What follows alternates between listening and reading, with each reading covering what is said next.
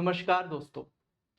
एक ऐसा रिक्रूटमेंट जिसने पूरे देश के जितने भी एक्सपीरियंस्ड फ्रेशर्स, डिप्लोमा वाले स्टूडेंट, इंजीनियरिंग वाले स्टूडेंट, सीए, सीएस, आईटी, जितने भी डिपार्टमेंट्स हो, जितना भी हो सकता है, उन सारे के सारे स्टूडेंट्स को एक कर दिया और उन्होंने एक ही डायरेक्शन में बढ़ा दिया कि भाई ये रिक्रूटमेंट मैं लेकर के आया हूं और इस रिक्रूटमेंट में जाओ, तुम सबके लिए एक तरफ से पोस्ट निकली हुई है।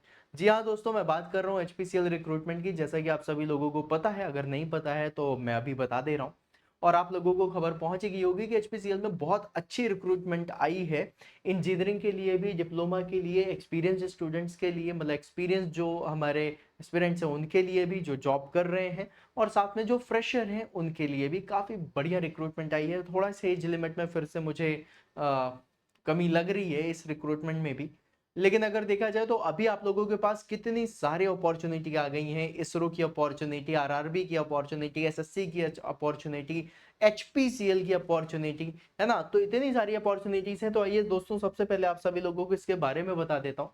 जिससे आप लोग पेट्रोल भरवाते हो ना, एचपी पेट्रोल पंप, राइट, वो भी इसी का ही है। हिंदुस्तान पेट्रोलियम भारत की बहुत जबरदस्ती महारत में कंपनी है, जिसमें लोगों का सपना होता है काम करने का, जिसके अंदर आप लोगों की लाइफस्टाइल ही बिल्कुल बदल जाती है। और उसी लाइफस्टाइल को बदलने के लिए ये जॉब है, और ये बहुत फ्रिक्वेंट जॉब निकालता है। गेट वेट की जरूरत नहीं है, खुद का एग्जामिनेशन लेते हैं और खुद ही बहुत बढ़िया तरीके से आप लोगों को यहाँ पर प्रिपरेशन, मतलब प्रिपरेशन तो मैं करवाऊंगा, बाकी आप लोगों को जो यहाँ पर जो लाइफस्टाइल मिलने वाली है वो बहुत शानदार मिलने वाली है।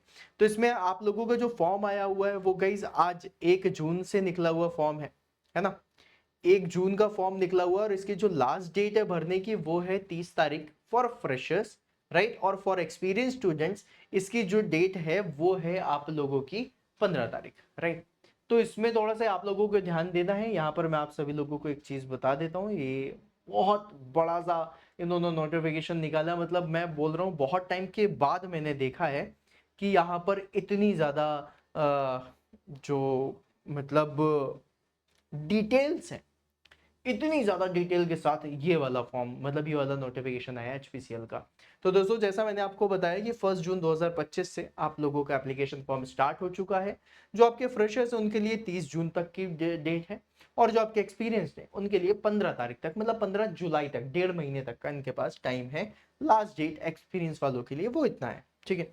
अब इसमें जो सबसे इंपॉर्टेंट है वो चीज आप सभी लोगों को बता देता हूँ। यहाँ पर जो इन्होंने बताया कि लगभग 30,000 से लेकर के 1,20,000 तक की आपकी सैलरी होने वाली है। अप्रोक्सीमेटली 12 से 14 लाख का आपका पैकेज बनने वाला है साल का, ठीक है। सब कुछ लिखा हुआ है इसमें। इसमें जो सबसे ज्यादा इंपॉर्टेंट है वो है एक ये देखो, ये यहाँ पे लिखा हुआ है जूनियर एग्जीक्यूटिव मैकेनिकल का, राइट। जूनियर एग्जीक्यूटिव मैकेनिकल के लिए जो नंबर ऑफ वैकेंसी है वो 15 है। सुनते हुए जाना, अभी घबराना मत। जो एज दी हुई है वो कितनी दी हुई है, 25 साल की दी हुई है, कि ये मैक्सिमम एज आपकी 25 होनी चाहिए। 3 years full time regular diploma in mechanical engineering, ये डिप्लोमा होल्डर्स के लिए। और इसी पे ही थोड़ा सा और नीचे आओगे तो ये मैकेनिकल इंजीनियरिंग वाले स्टूडेंट्स के लिए, और उनके लिए 50,000 से लेकर के 1,60,000 तक का पैकेज, मतलब समझ रहे हो। तो अगर मैं आप लोगों से बोलूं तो ये पैकेज लगभग 18 से 20 लाख तक पहुंच जाता है, ठीक है। 1,60,000 बोलने का मतलब है कि लगभग 18 से 20 लाख का पैकेज। उसमें जो वैकेंसी है वो है 98 वैकेंसीज इसमें निकली हैं, प्लस 15 वैकेंसीज इसमें निकली हैं। और इसमें आपका फुल ईयर, 4 ईयर का फुल टाइम इंजीनियरिंग मांगी है मैकेनिकल में, ठीक है। अब इसमें इन्होंने एक चीज और अच्छी बोली है कि बहुत सारे स्टूडेंट्स हैं जो बोलते हैं कि सर हम प्रोडक्शन इंजीनियरिंग से हैं। बहुत सारे लोग हैं जो बोलते हैं सर हम ऑटोमोबाइल इंजीनियरिंग से हैं। तो मैकेनिकल इंजीनियरिंग में भी इन्होंने बहुत सारी इंजीनियरिंग को कवर करके रखा हुआ है। अगर आपने इसका नोटिफिकेशन नहीं पढ़ा है तो फॉर श्योर जाकर के इसका नोटिफिकेशन जरूर पढ़ना। प्लस साथ में गाइस आप लोगों को कुछ चीजें और बताना चाहता हूँ। ये मैंने अभी आपको फ्रेशर की जॉब बताई, मतलब फ्रेशर में अगर देखा जाए तो आप लोगों को यहाँ पर दिया है 15 और 98, मतलब अगर एक तरीके से देखा जाए तो 113 पोस्ट आपको इसमें दिख रही हैं।